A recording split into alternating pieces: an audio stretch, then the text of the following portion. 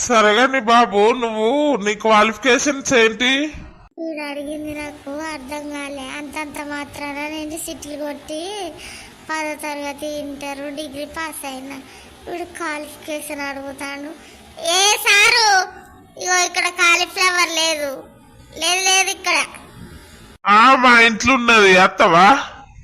Sir మీరు అచ్చం పుష్పశీలలో శిఖావతులు ఎక్కున్నారు sir.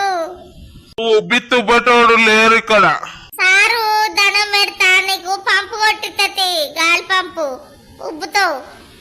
Software job IT కంపెనీలా ఎందుకు కావాలనుకుంటున్నావు? నీ ప్యాకేజ్ ఎంత చెప్పు.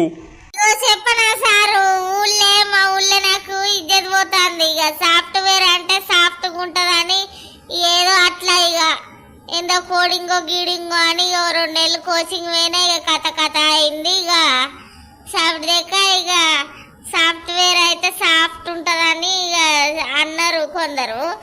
అందుకే ఇక కూకొని చేసుడు ఏసీలో ఉండుడని ఇక అది ఎంచుకున్నా. అందుకే ఇక ప్యాకేజ్ అంటావా?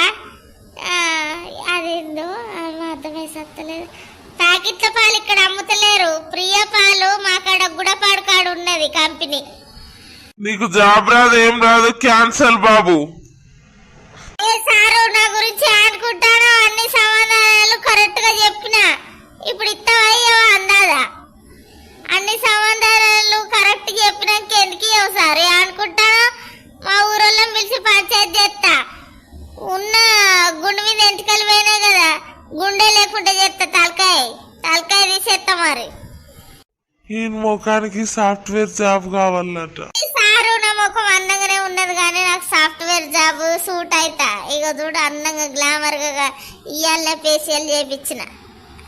మళ్ళా ఈ మొగోళ్ళ ఐబ్రో కూడా చేయించిన. కానీ పనికి వస్తాను నేను సాఫ్ట్వేర్ కు. ఇయ్యి